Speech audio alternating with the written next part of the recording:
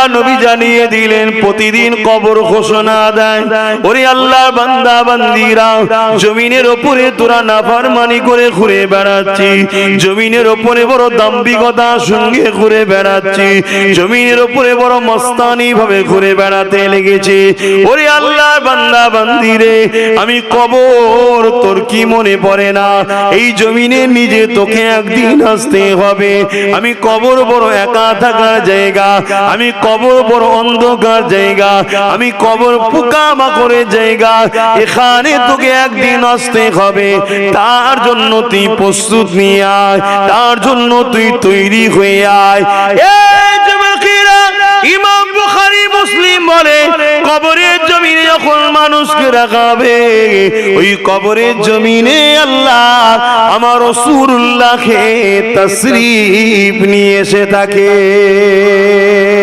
এবং ইমাম বুখারী মুসলিম বলে ওই কবরের জমিনে একটা প্রশ্ন হবে, আমার রাসূলুল্লাহকে দেখিয়ে প্রশ্ন করা হবে, ইনি মুহাম্মদ রাসূলুল্লাহ, ইনা সম্বন্ধে তোমার দুনিয়াতে কি ধারণা ছিল, ইনা সম্বন্ধে তোমার দুনিয়াতে কি রায় ছিল? যদি তোমার আমার দুনিয়ার জমিনে রায় হয়, আরে খাতুরে জান্নাত কেউ কবর ছাড় দিচ্ছে না, এই রকম যদি মেন্টালি হয়, ওই কবরের জমিনে তোমাকে ধরা পড়তে হবে। কেন রাসূলুল্লাহ জানিয়ে দিয়েছে, খাতুনে জান্নাত ফাতেমা হলো আমি রাসূলুল্লাহ আমার শরীরের অংশ। নবী নূর ফাতেমা শরীরের, রাসূলুল্লাহ শরীরের টুকরো, খাতুনে জান্নাত নূর।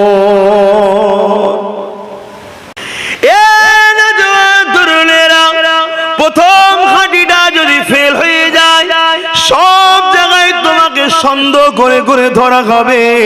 দুনিয়ায় যেমন বুঝাবার জন্য বলা হচ্ছে, আর প্রথম ঘাটিতে যদি তুমি ক্লিয়ার হয়ে যাও, বাকি জায়গা তোমার জন্য বড় সহজ আল্লাহ করে দেবে। কেন কবরে আখেরি প্রশ্ন যেটা হবে, এটা বড় কঠিন প্রশ্ন। আমার রাসূলুল্লাহকে দেখানো হবে ইনি হলেন মুহাম্মাদুর রাসূল, এটাও বলে দেওয়া হবে। ইনা সম্বন্ধে এখন তোমার কি রায় সেটা নয়, দুনিয়ায় কি রায় ছিল বলো, এখন বিপদে পড়ে তো সবকিছুই বলতে পারো, ওইখানে কি বলতে বলো? রাসূলুল্লাহ সম্বন্ধে তোমার ধারণা কি ছিল দেখো। আল্লাহ নবী জানিয়ে দিল, এ দুনিয়ার মানুষেরা, আমার খানদানকে যারা মহব্বত করে, তারা আমি রাসূলুল্লাহ আমার জন্যই মহব্বত করে। আমার খানদানে যারা বিরোধী করে, তারা মূলত আমি রাসূলুল্লাহ আমার জন্যই বিরোধী করে। এই দুনিয়ার জমিনে যারা আহলে রাসূলদের বিরোধী করে, খানদানে রাসূলদের বিরোধী করে, এই বিরোধী করাটার মূল লক্ষ্য হলো রাসূলুল্লাহরই বিরোধী করা। তাই দুনিয়ার জমিনে তুমি রাসূলকে কি বলে ডাকতে, কি নজরে দেখতে? নবীর পরিবারদের সম্মান মর্যাদাটা রাসূলুল্লাহরই সম্মান মর্যাদা। কেন তাদের সম্মান নবীর সঙ্গে জড়িয়ে আছে। তাই নবী আমার জানিয়েছিলেন, যারা আমার হাসান হোসেনকে ভালোবাসবে, তারা আমি রাসূলুল্লাহ আমাকে ভালোবাসলো, আর আমাকে যারা ভালোবাসে, আমার আল্লাহ তাদেরকে ভালোবাসে। মুসলমান ঘরে ছেলেমেয়েরা, তরুণেরা, এই দুনিয়া জমিন কারো জন্য চিরস্থায়ী নয়। আল্লাহ পাক তোমাকে আমাকে এই দুনিয়া জমিনে পাঠিয়েছে পরীক্ষা নিবার জন্য। এই দুনিয়ার মায়াজালে জড়িয়ে গে আল্লাহ যদি রাসূলকে যদি ভুলে যায়, আখিরাত তোমার আমার বরবাদ হয়ে যাবে। আর এই দুনিয়া জমিনে থাকতে হবে, কারবারও করতে হবে, ব্যবসাও করতে হবে, সংসার করতে হবে, ছেলে পুলে লালন পালন করতে হবে, আবার আখিরাতের জন্য সঞ্চয় করতে হবে। কারণ আল্লাহ পাক কোরআনের মধ্যে বলেছেন, ওয়াল তানজুরু নাফসুম মা কদ্দামাত লিগাদ, প্রতিটা নফসের উচিত পরকাল নিয়ে বেশি বেশি চিন্তা করা। সেদিন যাদের ডানাতে আমলনামা পাবে তারা বড় খুশি আনন্দের মধ্যে থাকবে, কেননা তারা কামিয়াবি, তারা যাবে জান্নাতে। আর যাদেরকে আল্লাহ বাহাতে আমলনামা দেবে, এই বুকের মধ্যে দিয়ে হাত ঢুকিয়ে পিছন দিয়ে বার করে পিছন দিক দিয়ে বাহাতে আমলনামা দেবে। আল্লাহর ক্ষমতা আছে না নাই? একটু আওয়াজ দিয়ে বলবেন না? আছে, আল্লাহর ক্ষমতা আছে। তারা বড় লজ্জিত অপমানিত হবে। এই দুনিয়ার পরীক্ষাতেও দেখুন না, যেদিন মার্কশিট আউট হয়, রেজাল্ট আউট হয়, সবাই তো যায়, যারা পাস করে কত খুশি হয় না? হ্যাঁ, ক্যাটাগরি থাকতে পারে, কিন্তু ফেল যারা করে যায়, হয়তো রেজাল্ট খারাপ হয়েছে কিন্তু পাস করেছে, সে একটু মন খারাপ হলো কিন্তু টেনশন নাই। আমাদের রেজাল্ট হয়তো একটু খারাপ, আল্লাহ করে সুলতানে হিন্দ গরিবের নওয়াজের রেজাল্ট ফার্স্ট ক্লাস, কিন্তু ফেল হয়ে গেলে কি হবে? এখানে তবু দ্বিতীয়বার পরীক্ষার চান্স আছে, অন্ত চান্সই নাই। হযরত ইমামে আযম একদিন কারবার ব্যবসাখানায় বসে রয়েছে। ইমামে আযমের কাপড়ের দোকান ছিল, কাপড়ের ব্যবসা করা এটা অনেক নবী আলাইহিমুস সালাম ওলি আউলিয়াদের সুন্নাহ। এ নজওয়ানেরা, আব্বারা, মায়েরা, বোনেরা, ইমামে আযম হুজুর আমার দোকানে বসে রয়েছেন। এমন সময় একজন মানুষ চলে এলো, এসে একটা কাপড়কে ফেরত দিতে লেগেছে। হুজুর আমার পরিবার এটা পছন্দ করে না, বা আর একটা রায়াতের মধ্যে আছে তার মধ্যে ছিঁড়া ফাটা রয়েছে, যাই হোক এটাকে আপনি চেঞ্জ করে দিন। ইমামে আযম ওই কাপড়টাকে নিয়ে কাঁদতে লেগেছে। আরে দুনিয়াদারি করো, এইভাবে করো, আখিরাতকে প্রতিটা কদমে কদমে স্মরণ রেখে রেখে করো। দুনিয়াদারি করাটাও একটা ইবাদত, এর মধ্যে গুনাহ নাই। দুনিয়াদারির মধ্যে তো নেকি আল্লাহ রেখেছে। আপনি হালাল ইনকাম করবেন, করার পরে আলহামদুলিল্লাহ বলবেন। একটা খদ্দের হলো 5,000, 10,000 হোক আর 5 লাখ হোক, আপনার হালাল ইনকাম হলো, আপনি আলহামদুলিল্লাহ বললেন, টাকাটাও হলো। আলহামদুলিল্লাহ বলার জন্য ইবাদত নেকি হয়ে গেল। এটাই হচ্ছে ব্যাপার। আপনি একটা কাপড় কিনলেন, কাপড়টা কেনার সময় পড়লেন, বিসমিল্লাহ বলে পড়লেন, আলহামদুলিল্লাহ শুকরিয়া আদায় করলেন, আল্লাহ আমায় দিয়েছে। এই মন মানসিকতাটা রাখলে আপনার কি হলো? কাপড় ব্যবহারও করা হলো, আবার নেকিও হলো।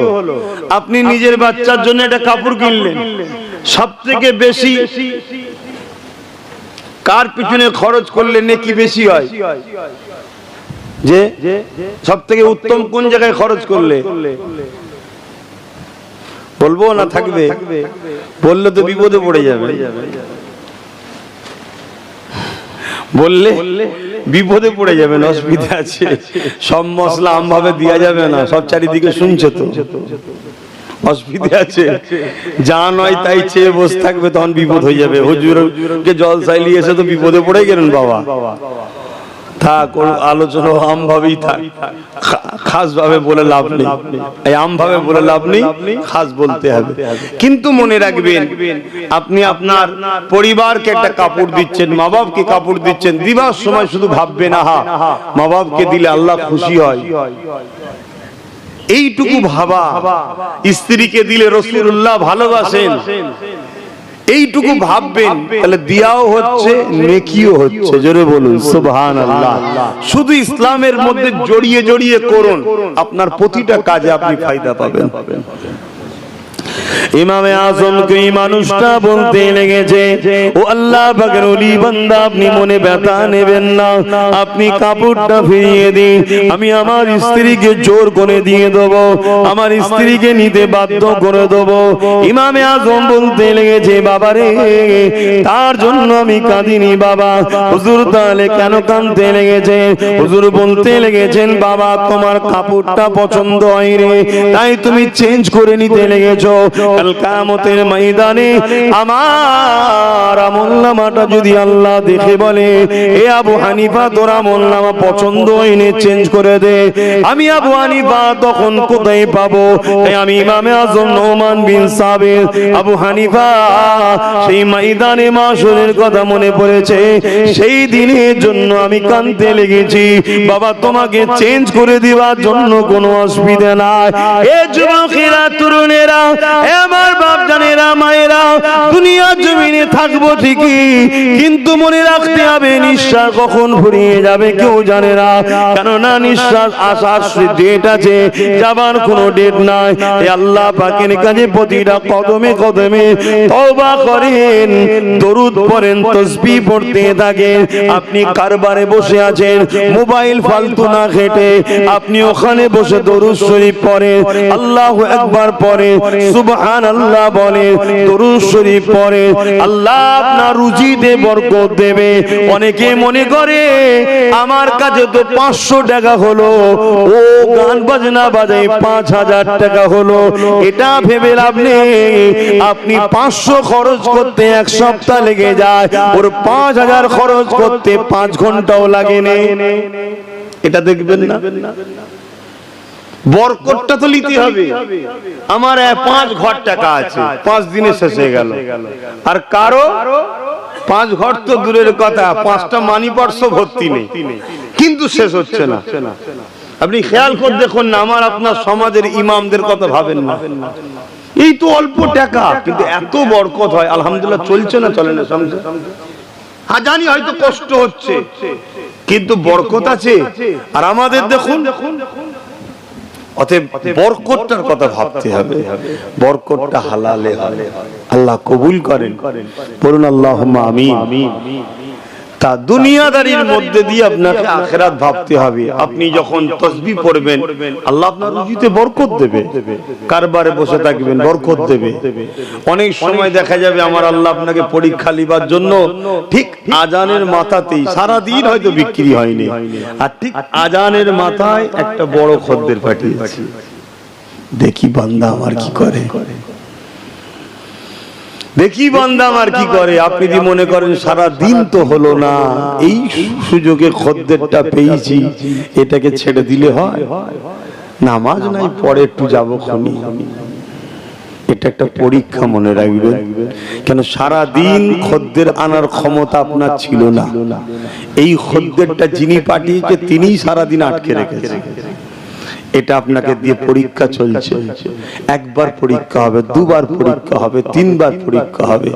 আল্লাহর রাস্তায় যখন চলবেন না, প্রথমটা শুরুটা হয় আগুনের উপর দিয়ে, কাঁটার উপর দিয়ে, কষ্টের উপর দিয়ে, কিন্তু একটা স্টপ পার হয়ে যাবার পর সেখানে শুধু শান্তি আর শান্তি, যেখানে আর কোনোদিন কষ্ট নাই। জোরে বলুন সুবহানাল্লাহ। আর দুনিয়াদারি শয়তানি রাস্তায় শুরু হয় ফুল বাগিচা দিয়ে, ফুল বিছানো দিয়ে, কিন্তু কিছুটা যাবার পরে যার কষ্টের আর কোনোদিন আবার শেষ নাই। আল্লাহর উপরে যদি আপনার আকীদা ঠিক থাকে, আল্লাহর উপরে যদি আপনার ভরসা থাকে, যখনই মুয়াজ্জিন বলে দেবে আল্লাহু আকবার, আল্লাহু আকবার, ওই সময় যদি খদ্দেরটা এসে যায়, আপনার বলা দরকার ভাই আপনাকে অপেক্ষা করতে হবে, কারণ আল্লাহর পক্ষ থেকে ডাক এসে গেছে, যিনি আমাকে বাঁচিয়ে রেখেছে। হয়তো আপনি 5 লাখ টাকার মাল নেবেন, কি 5000 কি 50 লাখ টাকার টাকার মাল নেবেন, কিন্তু মালটা নিয়ে চলে যাওয়ার পর আমি তো দুনিয়া থেকে চলে যেতে পারি, এই টাকাটার আমার কি মূল্য থাকবে? আল্লাহ পাকের কাজটা করে আসি, যদি আল্লাহ আমার রিজিকে আপনাকে রাখে, আমার ঈমান আমার আখিরা বলি, আপনি অন্য কোন জায়গায় গেলেও মাল পাবেন না, আমার কাছেই আপনাকে ফিরে আসতে হবে। এরই নাম হলো ঈমান। তবে ঈমান এই পরীক্ষায় পাস করা বড় কঠিন, বড় কঠিন।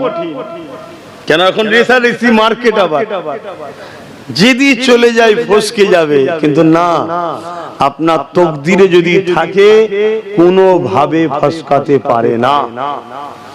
এই ঈমানটা আপনাকে রাখতে হবে। আর যদি ওটা আপনার তকদিরে না থাকে, আপনার সঙ্গে কথা বলতে বলতে দামাদারি করতে করতে দিকে নামাজও যাবে, এরও পছন্দ হবে না, চলে যাবে। আর যদি থাকে, মনে রাখবেন, আপনি চলে যান, ঘুরে এসে দেখবেন ও ঘুরছে, এখানে চা খাচ্ছিল, ওখানে বসেছিল, আর ছিল কি গো ভাই, না তোমার অপেক্ষায় বসেছিলাম, মালটা লোবো, ঠিক নেই। আসেন, দুনিয়া জমিনটা আমাদের জন্য একটা পরীক্ষা ঘর, আজ আছি কাল নাই।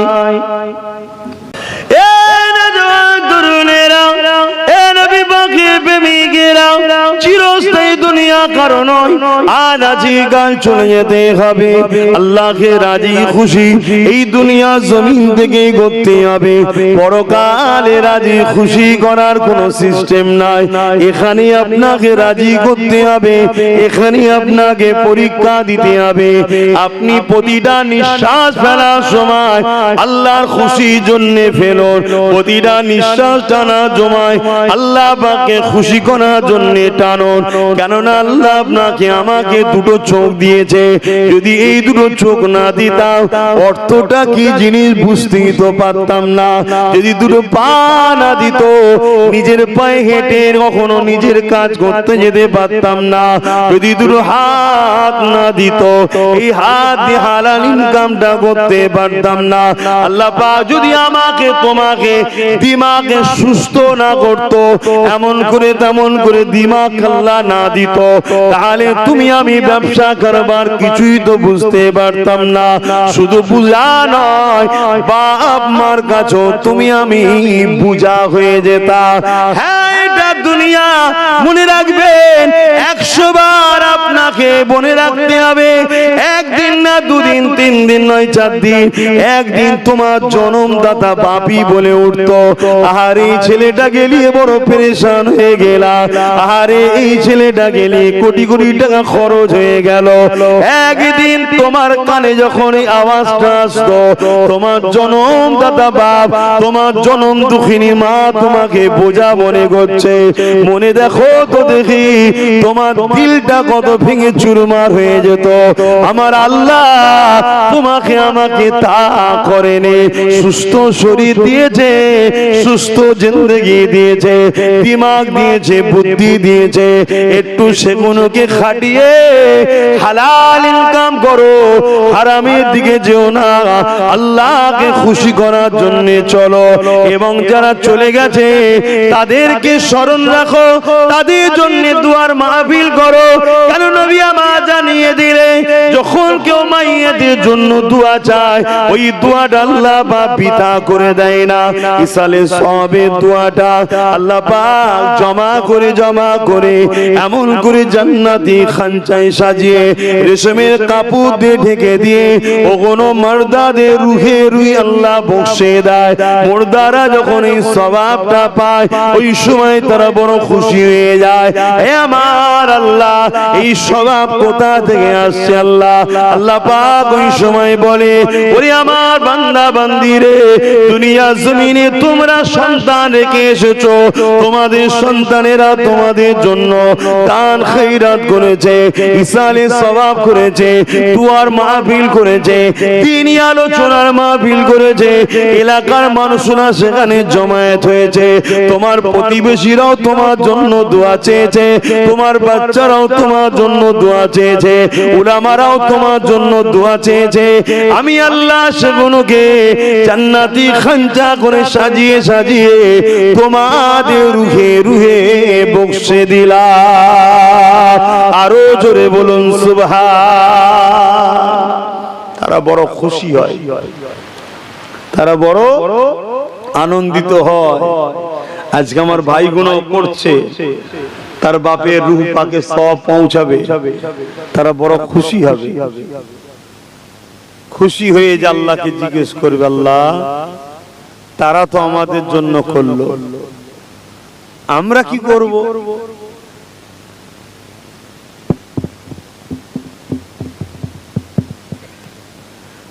তারা তো আমাদের জন্য করলো, আমরা কি করব? আমাদের তো কিছুই নাই। আল্লাহ পাক ওই সময় বলবে, তোমরাও তাদের জন্য দোয়া চাও। ওই রূহ মুর্দাদের রুহানি দোয়া আল্লাহ তোমার আমার নসিবে কবুল করে। জোরে বলুন সুবহানাল্লাহ। দাদু হোক, দাদি হোক, নানা হোক, নানি হোক, ফুপু হোক, ফুপা হোক, বাপ হোক, মা হোক, আত্মীয় স্বজন যেই হোক, সবার জন্য দোয়া করবেন, সবার জন্য ইসালে সওয়াব করবেন। দরুদ শরীফ। আল্লাহুম্মা সাল্লি আলা, আল্লাহুম্মা সাল্লি আলা।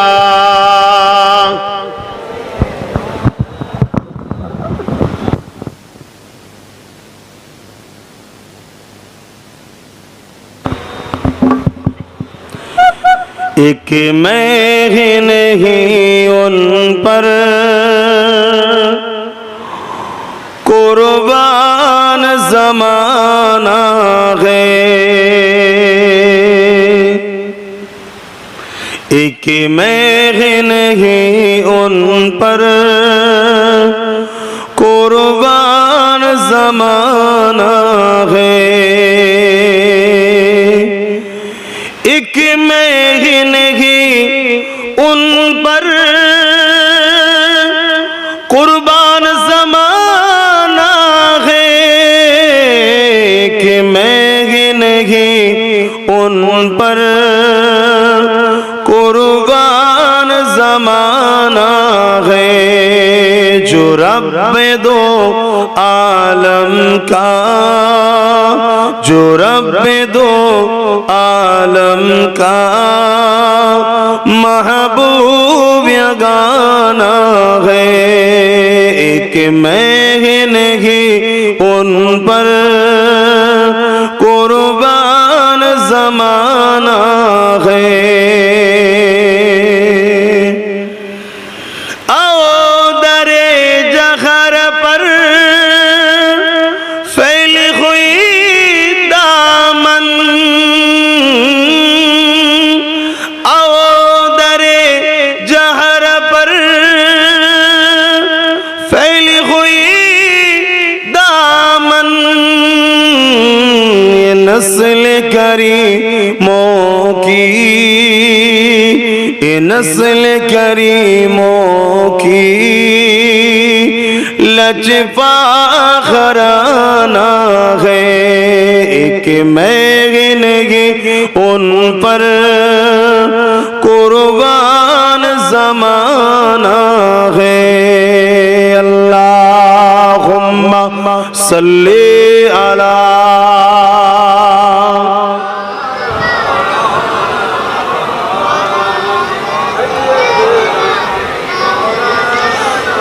আমার বাপজানেরা, অনেকে দেখবেন জলসা মাহফিলে অনেক জায়গায় শোনা যায়, আমি কোন আলেমের সমালোচনা করছি না, কিন্তু আপনাদেরকে সতর্ক করছি মুনাফিকদের থেকে।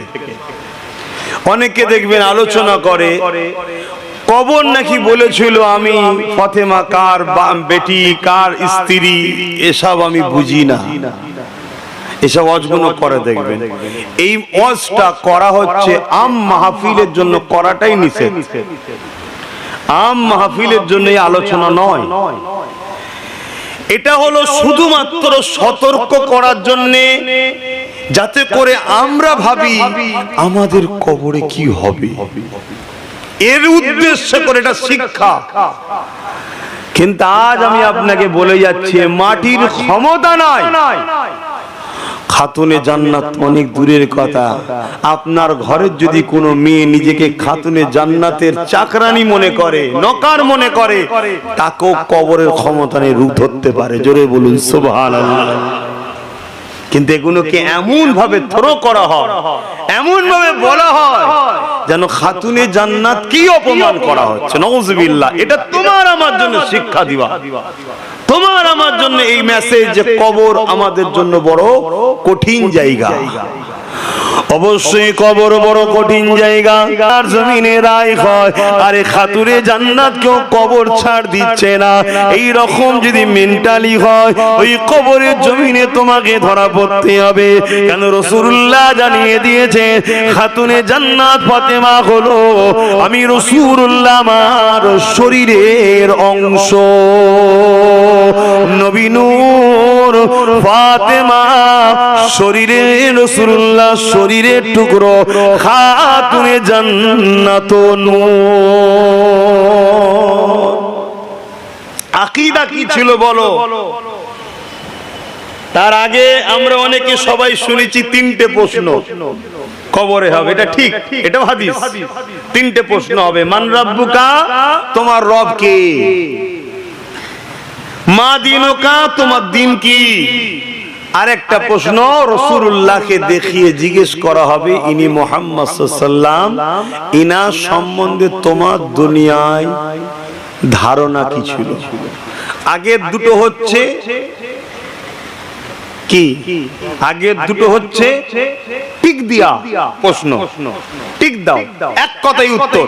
এক কথাই যেটা ভাষায় বুঝি আমরা, এক কথাই উত্তর। কেন এই তিনটে প্রশ্ন হবে? আর ইমাম বুখারী কেন একটা বলল, এর একটু বিস্তারিতটা আপনাদের বলে দিই।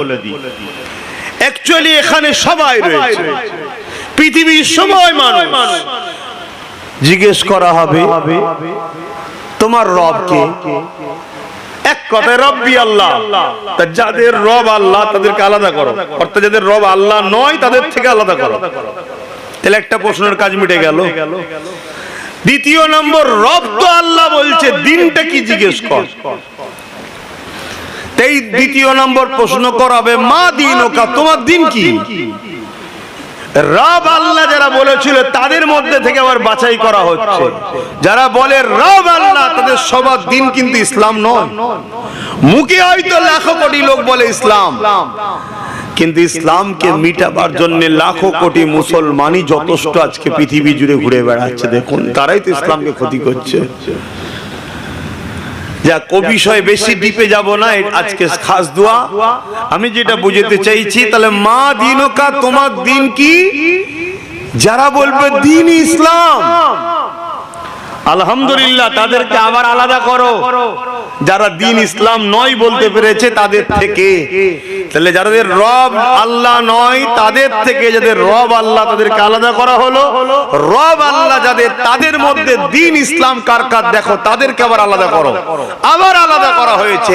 এবারে এদেরকে বিস্তারিত প্রশ্নের উত্তর দিতে হবে। এগুলো ছিল এক কথাই উত্তর। বিস্তারিত কি? মুহাম্মদ রাসূলকে দেখানো হবে। জোরে বলুন সুবহানাল্লাহ। দেখিয়ে বলা হবে ইনার সম্বন্ধে দুনিয়ায় তোমার কি রায় ছিল বলো। কি বলে ডাকতে, কি নজরে দেখতে, কেমন মনে করতে, টোটাল খুলে লেখো। এবারে খুলে বলো। এখানের এক কথাই নয়, কথা বুঝতে পাচ্ছি? ওইটাই হচ্ছে সব থেকে বড় ভাইটাল বিষয়। কবরে যারা পাস করবে প্রতিটা মঞ্জিল তাদের জন্য আসান হয়ে যাবে, কেননা কবর হলো প্রথম মঞ্জিল।